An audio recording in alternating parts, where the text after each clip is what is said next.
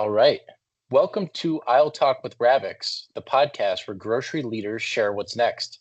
Join us as we sit down with retailers, industry experts, and technology innovators to discuss the trends, challenges, and opportunities shaping the future of grocery.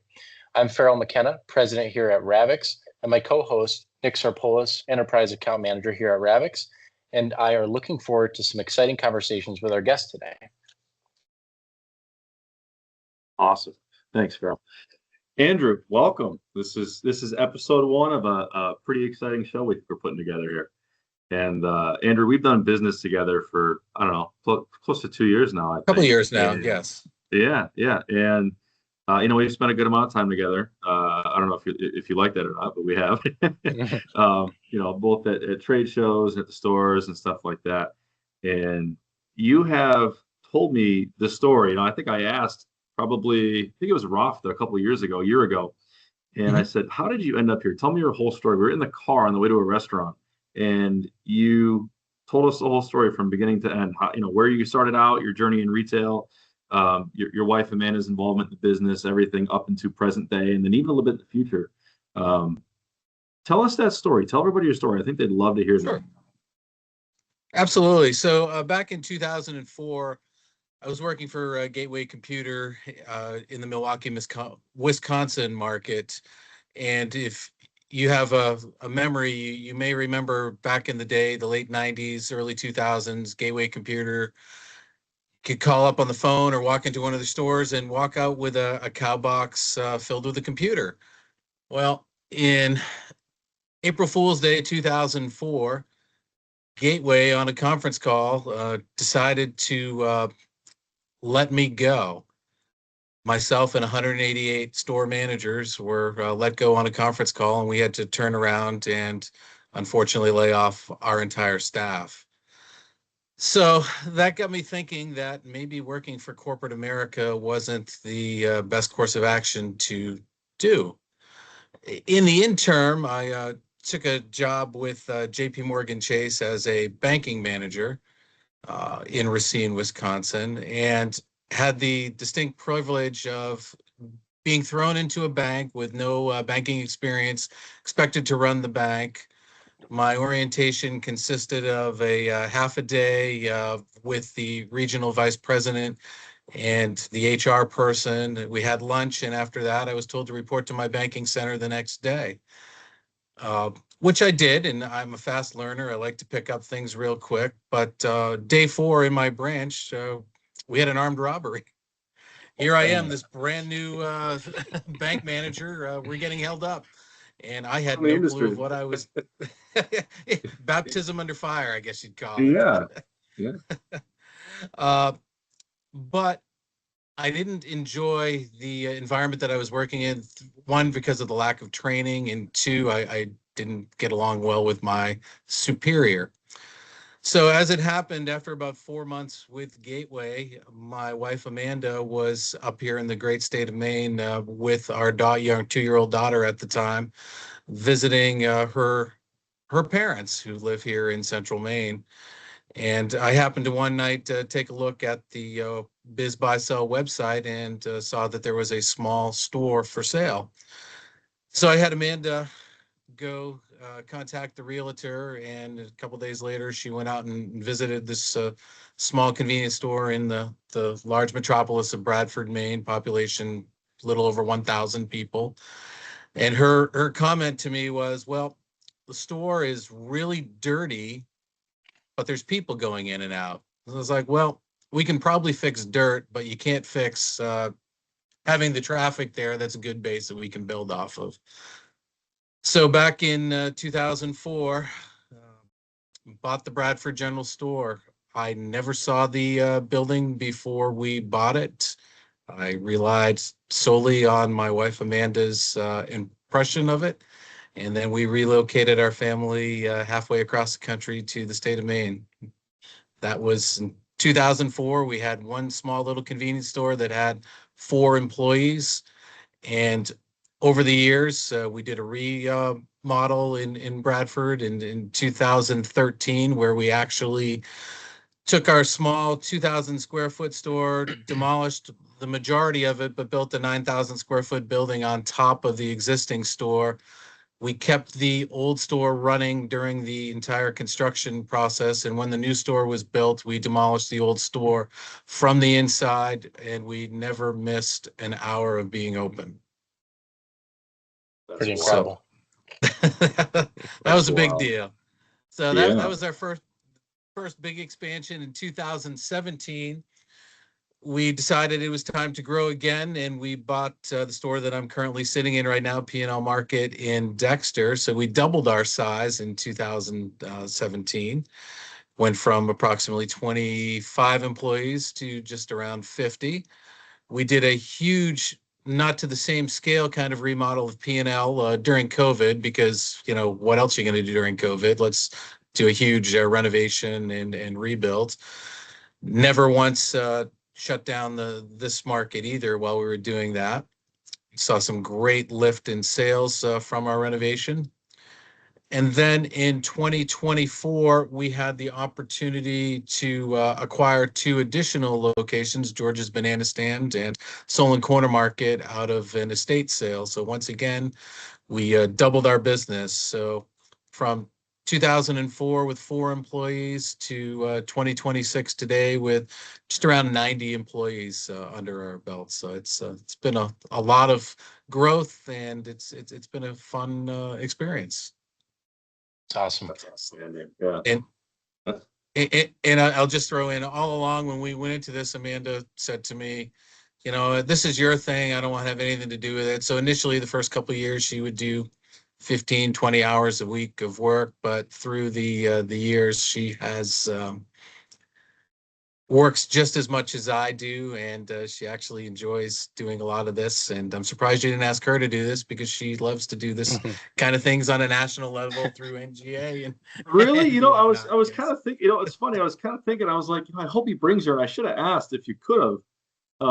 We'll have to do a second one. Either that, or we could get maybe we'll do you first. We could get a guest appearance too. That's possible. Yeah. Yeah, that's possible. We'll see what we can do. Okay. There you go. So Andrew, that's outstanding. Quick question. So you went from 1 to 4. Now, just to orient everybody, how far apart are all these stores? I know Maine's a big state, but could you hit all 4 stores in a single day? Like, what's the proximity between each of them? Yeah, rural Maine is quite spread out geographically. If I were to drive to all 4 stores and do a circular loop from my home, it would be a 155-mile drive. So the closest 2 are about 20 minutes apart. The furthest 2 are about an hour and 15 minutes apart. The store I'm sitting in right now in Dexter is kind of the spoke of the wheel. All the other 3 locations are within a 45-minute drive from here. Gotcha. Nice little spread. Yes. Awesome. That's wild. So, Farrell, do you have any questions, or I have one if you're all right? Yeah. So, 4 employees to almost 100 employees. That's a huge jump. I mean, you were always in management anyway. It sounds like you manage people at Gateway and at the bank and now here. What's the biggest? There's got to be what was the point where it was like, holy smokes, this is getting big? I think of growth, whether it's a personal growth or an organization or whatever, where there's always this, we'll say, a massive jump in effort or resources needed to go from, say, this level to the next level. What was the biggest change for you guys as an organization, whether it's between what you and Amanda do together or just you running the business or whatever, where you said, you know what, this is like a big leap? Mm-hmm. I would say, and I'm also going to speak to this from other people in the industry have also shared the same thought with me. When you go from 1 to 2 stores, that is the biggest leap, because you don't have the infrastructure in place for multi-store management. So anytime one of my peers comes to me and says, hey, we're about to buy a second store, what is it that I need to do?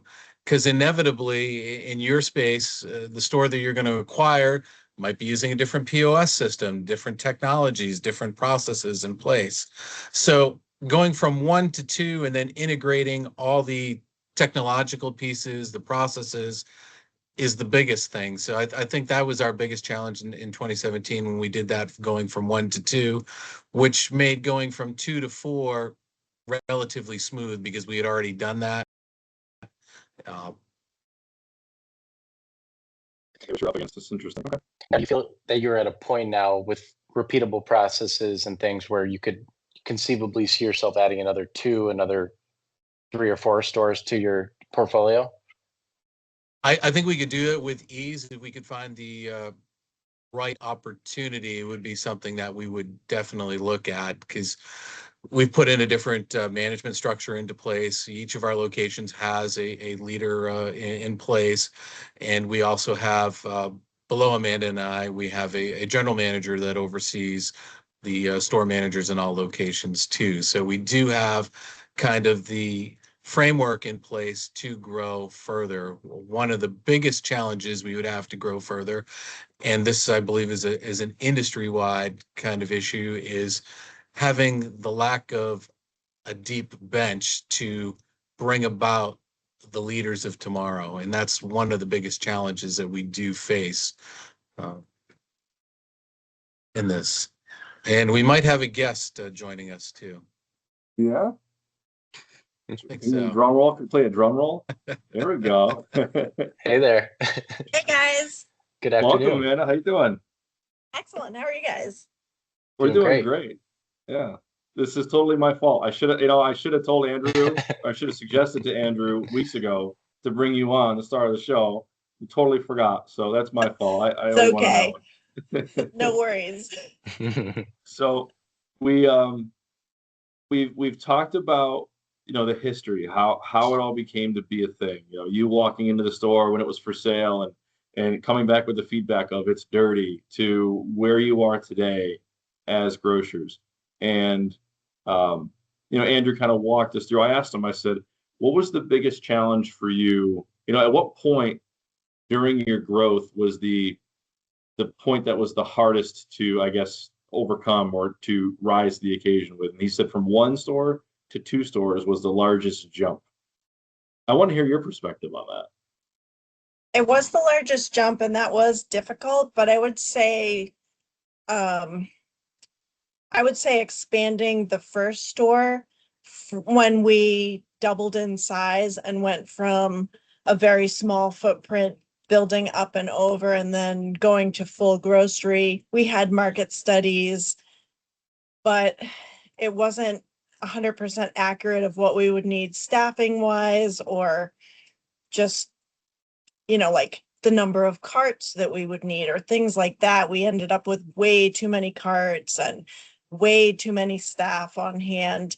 So doubling in size and kind of upgrading was, I would say, more difficult than going from 1 store to 2, because we didn't really see the difficulties that we would end up facing. Mm-hmm. Yeah, I was trying to sugarcoat. Yeah, exactly. The first year that we expanded was really difficult, and for any entrepreneur that's ever tried to grow their business, that kind of stuff is going to happen. I mean, honestly, there was a point in time where we weren't sure if we were going to make it that first year that we grew, but we basically tightened our bootstraps and just were there every day, putting into it and doing what we needed to do to get the business to perform financially what it needed to do for us to grow. And everything that we could personally cut, we did, whether it was, subscriptions to things and, extras or vacations or, going out to dinner, we cut everything. And it was basically like boots to the ground. And I kind of felt like if we could make it through that, we could really make it through anything in terms of what could come at us. What was the point where you go ahead? I was going to say, inevitably, the same thing happened when we expanded to 2 stores, but because we had a bigger base, the blow or the effect wasn't as bad. And then when we went from 2 to 4, exact same thing happened, but we had 2 mature businesses and 2 new businesses. So the effects on the cash flow of the business weren't as pronounced as they were when there was only 1 location. What was that breakthrough moment for you during that time where you had to pull yourself up by your bootstraps and tighten things down? What was that kind of like light at the end of the tunnel moment for you during that time where it was like it all made sense, it all came together, everything was kind of like the weight was off your shoulders, if you will? When there was a bigger number in the checking account. Makes sense. Amen. There you go. I think it was when, because obviously we like to have a life outside of work. Andrew basically said, hey, you know what?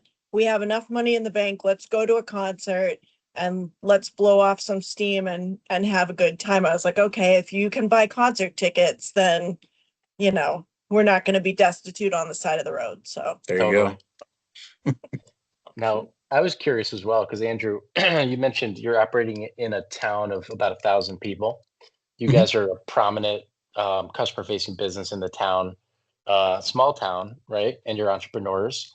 So what is that like? Do you mingle with your team inside the town, customers? What is it like within the town, in the role that you guys play in that area? You want to take it or I'll take it? you can take it. So yes, especially in Bradford, where we've been there for 22 years, we do know a lot of our customers by name. We know their families. One of the unfortunate things about growing, when you branch out into other towns, you don't have the same kind of connections or roots, just because the sheer number of people that you're interacting with and the amount of time you have in a day. So it's really important for us to be a part of the community. One thing in rural Maine, this week we are the big sponsor of the town's pig scramble, which I don't know, you upstate New York guys probably don't know what a pig scramble is. Not familiar. What is it? Is Pig this like scramble catch the is- pig where you loop them all up and you got to go catch one? Or what? This is where you get a bunch of small children in a fenced off pen and you release piglets, and these small screaming children run around trying to catch said piglets And then get to take it. and then get to take them home. We got to do awesome. this. This is awesome. I would love That's that. awesome. I love it. So you're the headline sponsor, huh? Of this pig scramble, yes. Yeah. That's awesome. Something you wouldn't find in a major metropolitan area. Well, No luckily we live Farrell. It's probably something you'd find in like the Paws or Hancock out where you're 100%. Sounds about right. Yeah. Yeah, definitely. By the Lumberjack Festival. Yeah, that's Yep. That's awesome. That Awesome. sounds really cool. That's awesome. Farrell, I'm looking at the clock here. I don't know if we've even touched on any of the subjects that we wanted to touch on. You want to No, but take let's us in a different direction here? Yeah, let's dive into it. Let's talk, Okay. Andrew, a little bit about just the industry in general, right? So I think, in all corners of the country, you've got different dynamics, pricing, you've got tariffs that hit the supermarket space over the last, call it year, 18 months, staffing challenges, rising wages. Can you talk to us about some of the economic realities that you're facing, particularly in Maine? Just that would be kind of macro interesting for our audience from the grocery industry. Maine, we are unfortunately we are subjected to a lot of government regulations as far as how we operate and do business. We, being in a rural state, we do have a high cost to do business. Our minimum wage is on par with major metropolitan areas. When I meet with some of our friends in the industry from across the country, and they tell me they're able to start kids in high school at $12 an hour, I laugh because our minimum wage is $15.15. So the very least I can pay a 16-year-old in high school is that amount. We also, Maine has a number of different regulations where we have mandatory paid time off. We have mandatory paid family medical leave that we have to contribute to. So there's all kinds of additional costs to us as a small business that the state does put onto us. And where that really comes into play is, as you know, in the grocery industry, we work on a very, very low margin. And we all know that the CPG companies provide better pricing to our larger competitors, our Walmarts and our Ahold Delhaize's of the world. So we're already competing against these larger firms that have better cost structures than we do, with an unfair advantage on price too. So it's kind of a double-edged sword for us as an independent. So what we have to do to kind of get around that is focus on things that we can control. And I think one of the big things it is customer service and interacting with the customer. 2 of our 4 locations, we have full service meat counters, which is something that you don't see anywhere up here in northern New England. It just allows us to differentiate ourselves from the rest of the world. The corporate stores, if you're a customer, you can come in and you can talk to the butcher as he's cutting your ribeye steak right there in front of you, so you can see what's actually happened. Whereas our chain competitors, who the heck knows where, if they're even cutting the meat in store, it's coming in from a plant in another state. So that gives us the advantage to kind of compete, because we can't compete on price. It's just impossible. The way the system is set up through the CPG companies, providing better deals to the larger retailers and the larger wholesale groups, we have to compete on something else, and that's service. And Farrell, I think you were going to ask a question about that too. Who do you view as your top competitors up there? And is it mostly the big box, the chains, or do you have some independent competition as well, or a mix of both? I view our biggest competitors as the big box chains. In our particular world, it's an Ahold Delhaize subsidiary, Hannaford. We have Hannaford locations in 2 of the towns that we do business with.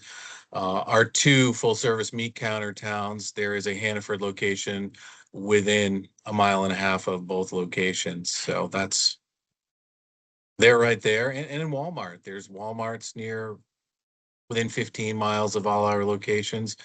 Our customers are no longer just shopping one particular box. They are going around and looking, and they're cherry picking. They're looking for the best value. They're looking for deals.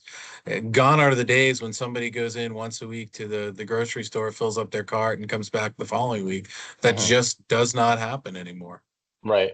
Now, do you find that your customer comes to you for a particular set of items, like you mentioned, meat, and then they might go to Walmart or somewhere else for the rest of the basket? Is that what you tend to see?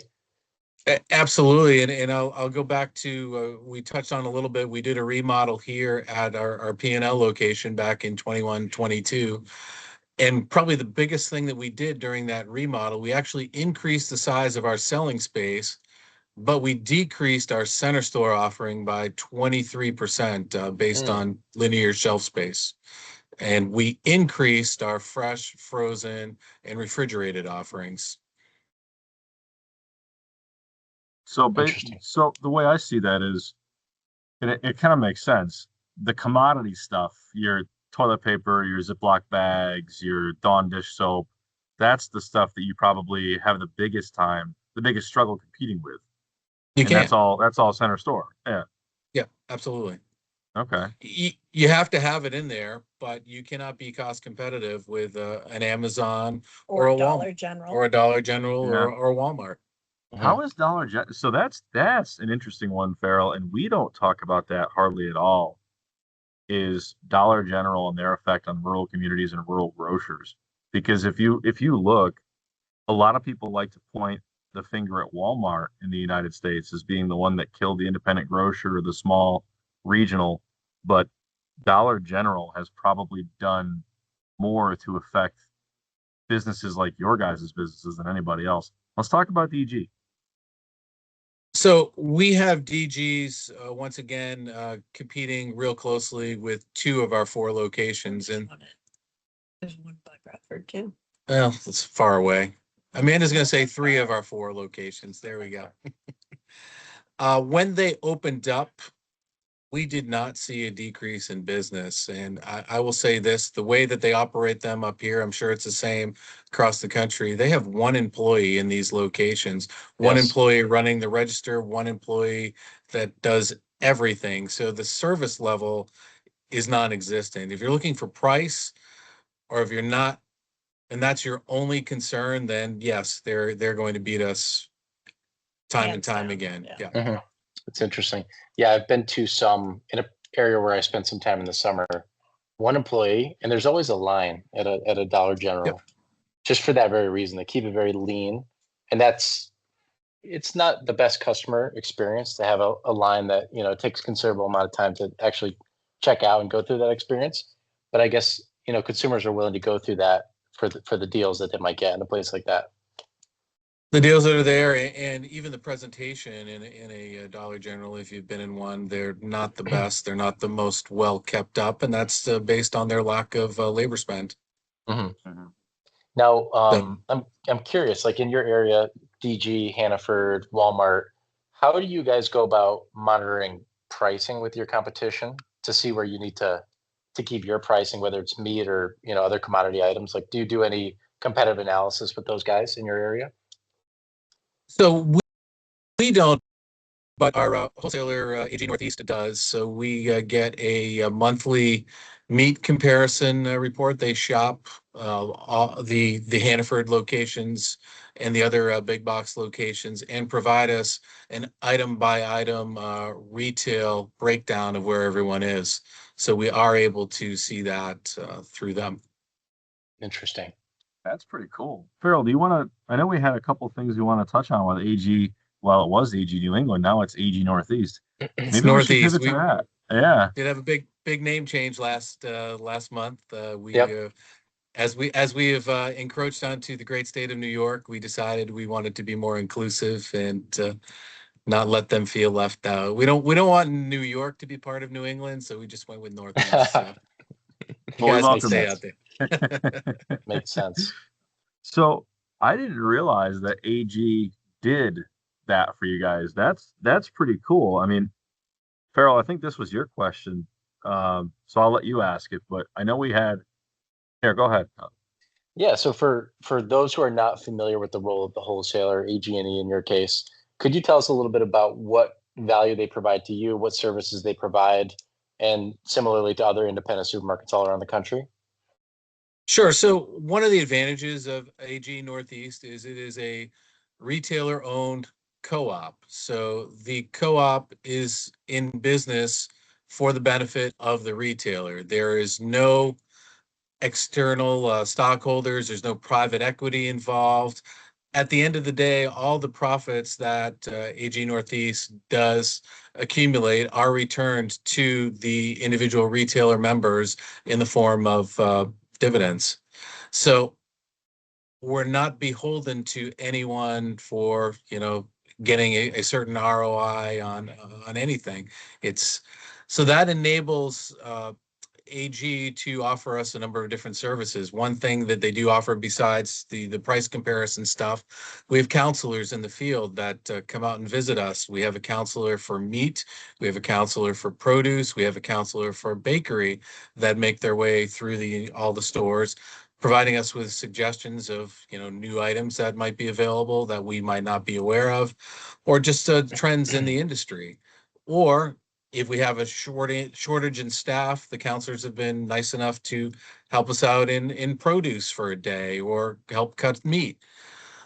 But outside of the counselors that we do have too, AG has a shelf management department too that takes a look at industry trends and I guess gets data from the CPG companies of what items are popular or not, and they will come in and reset our shelves to take out the slow movers, cut in new items or items that are moving better in other locations throughout the Northeast. So That's pretty cool. And you sit on the board at AG Northeast, correct? I do, yes. How long have you done that for, and how do you think that's affected? Maybe not affected. Maybe that's the wrong word. How do you think that's influenced you as an independent grocer, especially as you grow? Sure. So I have been a board member of AG Northeast for the last 8 years. It happened right after we acquired our second location. And the reason why I did that or wanted to be on the board is we had an unfortunate experience earlier in our career with when we had a single store where the wholesaler we were utilizing went completely out of business. It was a co-op wholesaler too, and all the members of that wholesaler, Associated Grocers of Maine, lost their entire investment in the co-op. So that was a big financial hit for a number of retailers here in the state of Maine.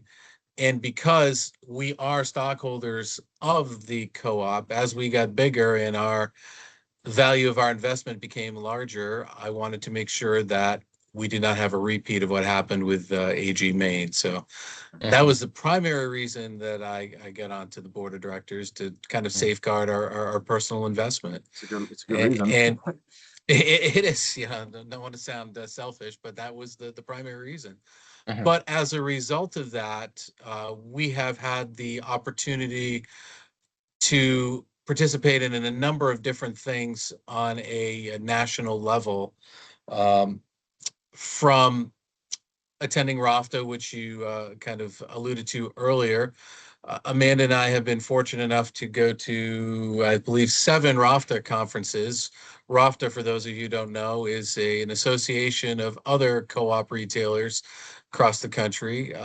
There are currently 9 total wholesalers that belong to this. And back in 2022, RAFTA decided it would be a great idea for each of the wholesalers to bring 2 of their retailers to these biannual meetings that they do have.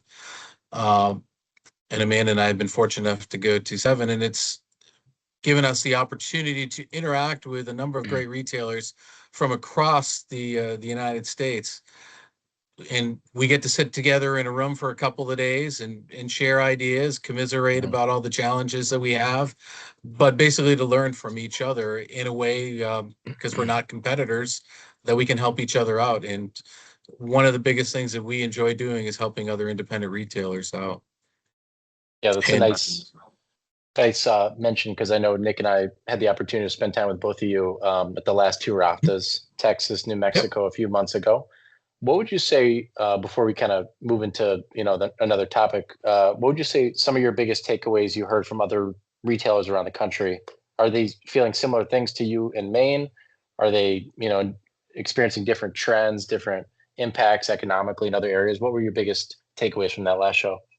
I would say from the last show, it's uniform. We are all experiencing the same stuff. So it doesn't matter if we're located here in Maine. We had retailers in there from the Pacific Northwest. They were all saying the same thing. COVID was great for all of us. We had this great bump up in sales. Everybody's bank accounts get really big. And now it's kind of petered off. We're back to reality. And a lot of things that we've seen from the people we talked to in the industry is the retailers that turn around and have reinvested into their business, whether it be through physical plant, technology, whatever, are the ones that continue to thrive.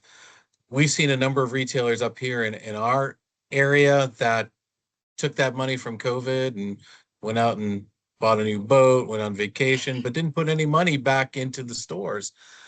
And now they're struggling because we are back to reality, and with costs going up and being tougher to compete, those retailers are struggling. And we've seen that from people all across the country.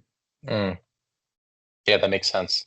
We're hearing similar things. Obviously in our business, we were at the front of that within COVID, working with a lot of our customers on enhancements in technology. But I think what we've seen is, the independent grocery spaces tend to kind of come back to a normalization point at this point. So, speaking of technology, we're retail technology guys. So we wanted to kind of shift gears a little bit and talk a little bit about the technology that you're running in your store. How do you think about what to invest in? Do you both think about things from an ROI standpoint when it comes to making investments in technology? And what do you guys have in your store today? And what are you looking at, for the future? What seems interesting to you in your business? Yeah. So currently, some of the different things that we use, obviously we have you as our POS partner. But we've also partnered with RSA America that provides us with loyalty and digital couponing. Gives us a lot of great data that we can use to market to our customers. We've recently partnered with Instacart, which has enabled us to offer a low-cost delivery solution for us. So that enables us to play in that space without actually having our own infrastructure in place and being able to compete with the Walmarts and the Hannafords and the Dollar Generals of the world too. Those are probably the main things that we've done. Some of the things that we've looked at and we haven't pulled the trigger on that we'd really, really like to pull the trigger on going forward are ESLs. We've been looking at ESLs. I know I've talked to Nick about ESLs for the last couple of years, but we haven't gotten to the point where we feel that the ROI is there to make that initial investment. It's something that we'd really, really think would be a positive for our business, but we don't see the return quite on it yet at the price point that they're at. You know, not to this is not a plug, but I'm gonna call you after this. I got we concocted something. Maybe we'll talk about it on a pod. This is not meant to be an advertising platform, so but I think I have something for it. But I'd also like to say too, when it comes to technology, one of the biggest challenges that we've had with technology is when we go to onboard something new, it doesn't necessarily mesh with technology that we're currently using.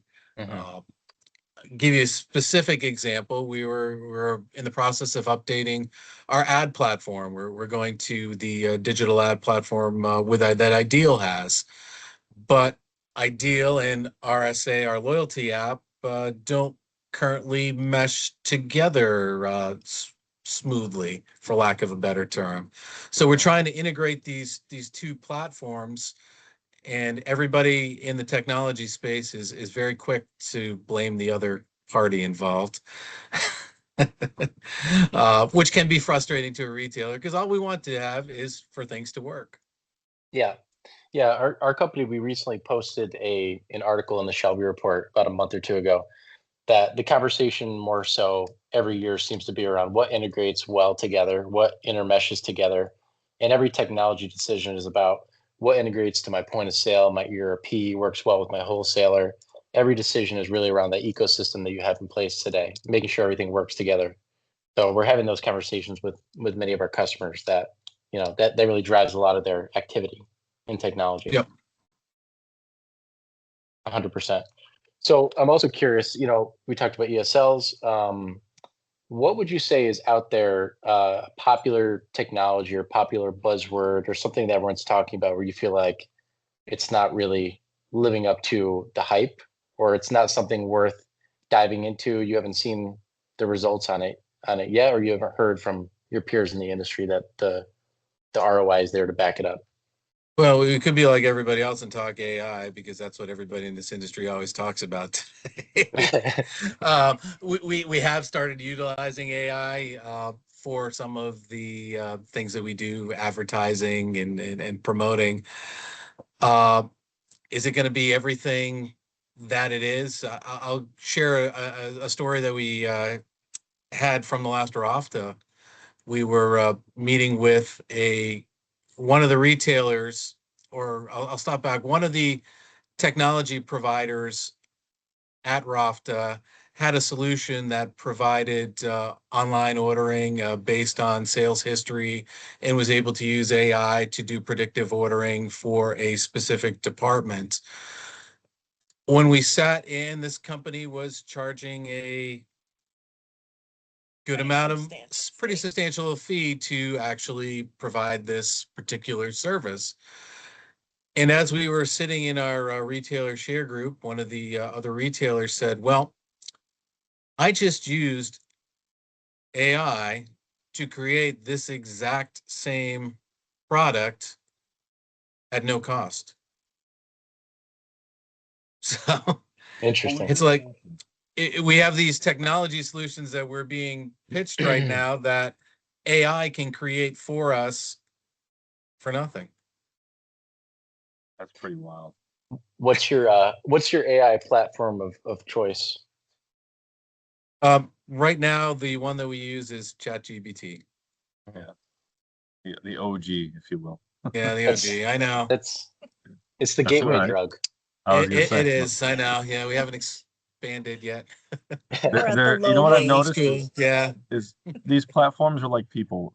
They have their strengths and weaknesses. You know, there are things Mhm. that I've asked, say Claude to do, and I get a result back that I don't really like, and I'll dump it in Chat GPT, and I'm like, boom, that's what I was looking for, and vice versa. So it's kind of funny, you know.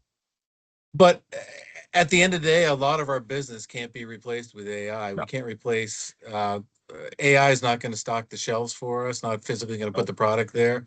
Mhm. AI is not going to cut you a 3/4 inch thick ribeye steak either. So If it can and it does, you let me know where I could find that. I don't know. Exactly. That sounds good. Hey, as we approach the end of the hour, and I can't believe it's already been almost an hour. We did want to pivot over to one area, and we've kind of touched on it a little bit so far, but really, it's we want to talk about the future. So, and you guys, lead the discussion on this. You can talk as much or a little bit about what your futures are and so on and so forth. But broad spectrum over the next, say, 5 years. What do you think the future of independent grocery looks like? Where do you see the big changes happening? Where do you see things staying the same? How do you see it evolving? I would say that as independent grocers, and this holds true for anyone in this business, is I don't know what the new or greatest thing is going to be in 5 years, but you have to keep your ears open and eyes open and be willing to adapt and change. Because if you look around you in our neck of the woods up here, if you look at the retailers that have not adapted or changed, or, well, this is how we did it 26 years ago, so why should we do anything differently? Those are the buildings that are going dark right now.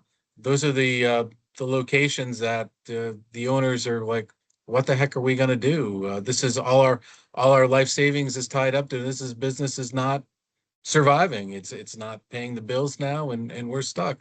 But these are the same people, like we talked about during COVID, that didn't take that extra money and invest it into their business to for the long term.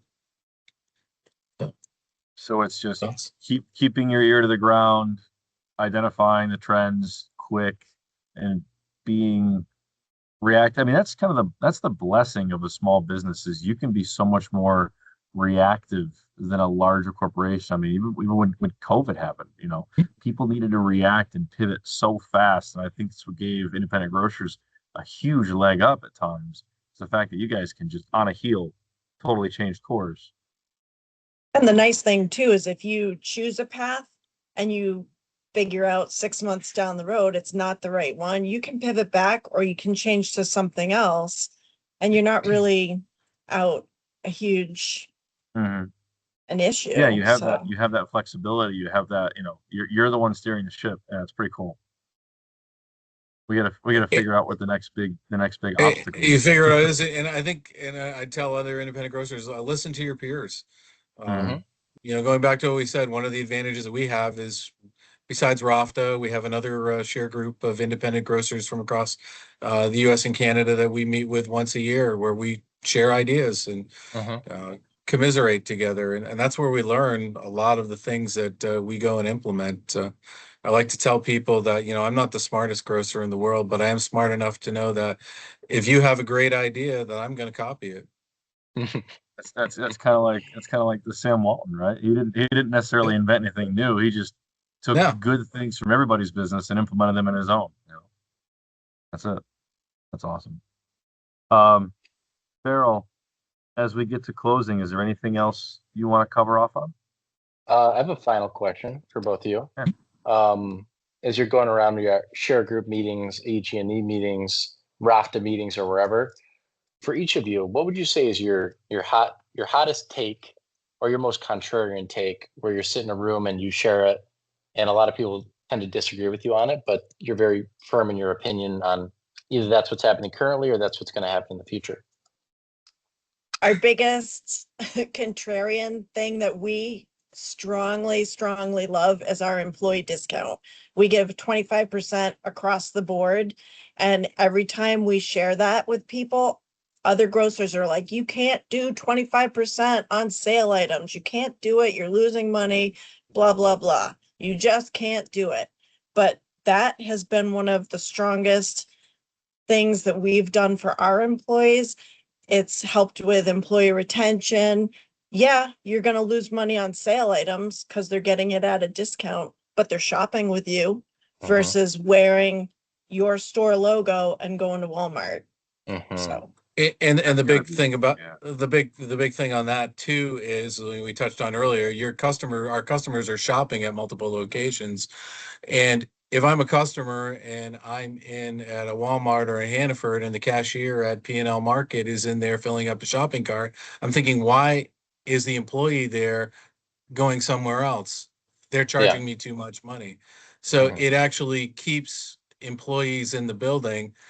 But from a contrarian perspective, when we share that to other retailers, the initial thought is, no, I can't do that. But I can't tell you how many retailers have come back to us, implemented it, and said, wow, you were right. That has to be. I'm thinking just from an employee retention alone. If they're looking for, if someone offers them a new job and it's $1 an hour more or $2 an hour more, probably sitting there mathing it out, going, what are my groceries going to cost me? Does this make up the difference? That's huge. That's really cool. Our turnover last year ran in the mid 30s, where industry wide it was closer to the mid 60s. So it has there a demonstrated numerical value to that. I don't know. That's pretty awesome. I'll That's probably powerful. attribute that more to you guys than the dollar amount. But just throwing it out there. So You seem like great people. So, well, this has been a really, really interesting first episode, Farrell. I don't know. It's like we're kind of getting our bearings among us here. You guys have been great to have on. Whoever goes next is gonna have it easy. Exactly. No, I'm so glad we chose you guys as the first one. You're awesome to work with. You're very knowledgeable in the business and the industry. And to your point, you're enthusiastic about your business, and that, it seems like it would be a given in our space, but it's not. You said it earlier. There's a lot of people that took maybe a windfall or a break and didn't invest in their business. They invested in something else, and those are the kind of people that aren't enthusiastic. Those are the ones that don't have their ears to the ground, and you guys do. So it's refreshing, and you guys are great to talk to because of it. So, with that being said, we're going to wrap it up. Thank you for your time, Andrew, Amanda. Really appreciate it. Farrell, nice job. I think we did a pretty good job today. Good job, guys. Thank you both. Well, thank you for having us. Yes. Yeah, and thanks for joining us on Aisle Talk, where every store has a story, and every conversation helps move our industry forward. Thanks for joining us. We'll see you in the next aisle.